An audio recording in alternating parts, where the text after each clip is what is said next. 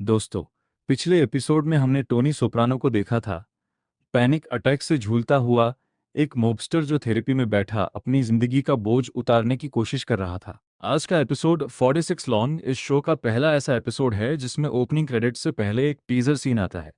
और यही एपिसोड हमें दिखाता है कि द सोप्रानोस सिर्फ गोलियों और खून का शो नहीं है। ये उन बीच के पालों का शो है जहां टेंशन छुपी होती है रोजमर्रा की जिंदगी के पीछे।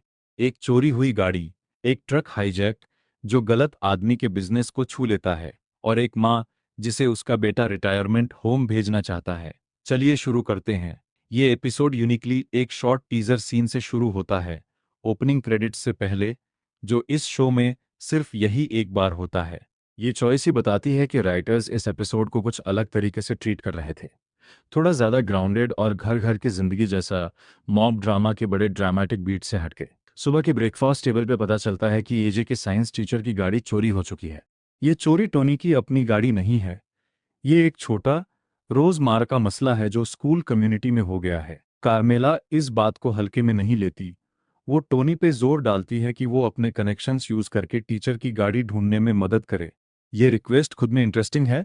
कार्मेला जानती है उसका पति किस दुनिया में काम करता है, और वो बिना झिझक उस पावर का इस्तेमाल करने को कहती है जब जरूरत पड़े। बड़ा बिंग स्ट्रिप क्लब में टोनी अपने दिन की शुरुआत करता है, फोन कॉल्स, छोटे मोटे मसले, और अपने क्रू के साथ बैठा के। यही सीन में पॉली वॉलनट्स ग्वाल्टियरी और बिग पुसी बॉन पेंसिएरो को एक हल्वा फुल्का लेकिन कॉमिक टास्क दिया जाता है, एजा के टीचर की चोरी हुई गाड़ी ढूंढना। पुसी खुद मजाक में कहता है कि वो फकिन रॉकफोर्ड बन गया है, एक रेफरेंस जो शो के क्रिएटर डेविड चेस के अपने करियर से आता है। वो पहले द रॉकफोर्ड फाइल्स पे काम कर चुके थे। ये सबप्लॉट जानबूझकर कॉमिक रखा गया है, ये दिखाने के लिए कि एक पावरफुल क्रू के आदमी भी कभी कभी बिल्कुल छोटे घरेलू कामों में उलझे होते हैं।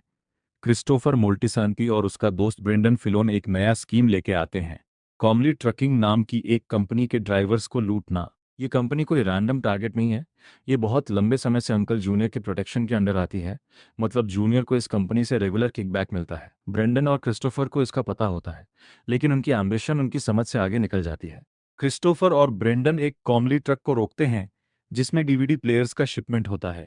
हाइस्ट का तरीका थोड़ा कनिंग है। ड्राइवर खुद इन दोनों के साथ मिलकर प्लान बनाता है ताकि सस्पिशन ना आए। ब्रेंडन और क्रिस्टोफर यूज हल्का सा असॉल्ट करते हैं, जैसे कि वो एक असली रॉबरी हो, ताकि ड्राइवर को बाद में ब्लेम ना मिले अपनी कंपनी से। ये छोटा सा डिटेल दिखाता है कि इन लोगों की दुनिया में क्राइम भी अपनी एक कोरियोग्राफी रखता है। चोरी का माल डीवीडी प्लेयर्स बड़ा बिंग पहुंचते हैं, जहां टोनी, सिल्वियो और पॉली उन्हें देखते हैं। यहाँ एक इम्पॉर्टेंट कैरेक्टर मोमेंट आता है। टोनी का ब्रेंडन के प्रति साफ साफ नापसंदगी दिखती है। डब्ल्यू क्रिस्टोफर को सीधा वार्निंग देता है, ब्रेंडन के साथ इतना ज़्यादा इन्वॉल्व न हो, क्योंकि ब्रेंडन की मेथ एडिक्शन उससे एक अनप्रिडिक्टेबल और अनरिलायबल पार्टनर बनाती है। ये वार्निंग बहुत इंपॉर्टेंट है, क्योंकि ये टोनी के कैरेक्टर को डिफाइन करता है। वो अपने लोगों की पर्सनल वीकनेसेस को देख लेता है और उन्हें फिल्टर करता है बेस्ड ऑन बिजनेस रिस्क, ना कि सिर्फ लॉयल्टी पे। जैसे ही अंकल जूनियर को पता चलता है कि उसकी ही प्रोटेक्टेड ट्रकिंग कंपनी कॉमली को हिट किया गया है, वो बहुत गुस्सा हो जाता है।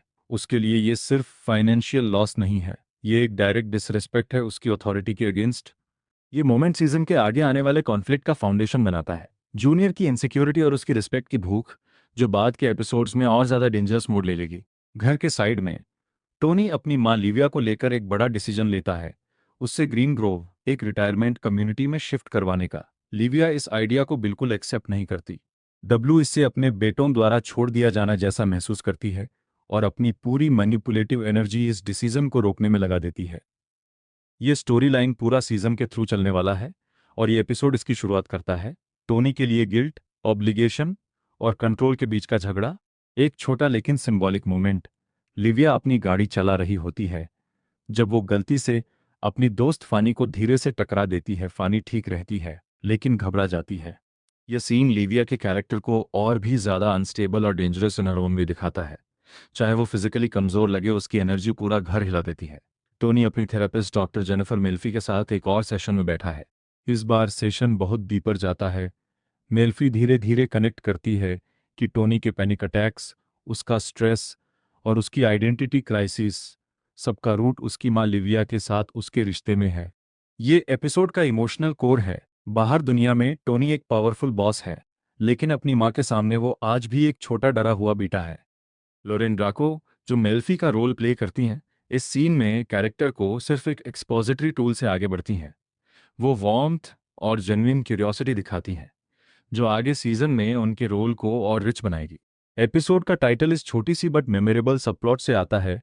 ब्रेंडन अपनी सब प्रॉब्लम्स के बावजूद सिल्वियो की मदद करता है एक सूट ढूंढने में जो परफेक्टली फिट हो। ये साइज 46 लॉन्ग रेफरेंस ही एपिसोड का नाम बन जाता है, सिंबॉलिक भी, क्योंकि ये शो के यूनिवर्स में फिटिंग इन, आइडेंटिटी और मैस्कुलिनिटी जैसे थीम्स को हल्के तरीके से टच करता है। पॉली और बिग पुसी का स्टोलन कार मिशन भी अपने क्लाइमेक्स पे पहुंचता है, जो पूरा एपिसोड में एक हल्का कॉमिक रिलीफ की तरह चलता रहा है। ये सब plot serious story lines, junior का गुस्सा, लिविया का रेजिस्टेंस, टोनी का मेंटल स्ट्रेस के बीच एक जरूरी ब्रीदिंग रूम देता है। ऑडियंस को याद दिलाता है कि इस दुनिया में भी नॉर्मल छोटी प्रॉब्लम्स एग्जिस्ट करती हैं।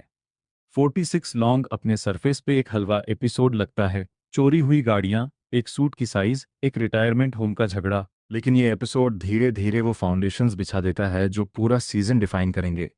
जूनियर की भूख रिस्पेक्ट की, क्रिस्टोफर और ब्रेंडन की रेकलेस एम्बिशन, और टोनी का अपनी माँ के साथ एक ऐसा रिश्ता जो कभी भी पूरी तरह हील नहीं होगा। अगला एपिसोड डिनायल, एंगर, एक्सेप्टेंस में हम देखेंगे कि क्रिस और ब्रेंडन को अपनी इस हाईजैक की असली कीमत कैसे चुकानी पड़ती है। अगर आपको ये रिकैप पसंद आया तो चैनल को सब्सक्राइब करना मत भूलना।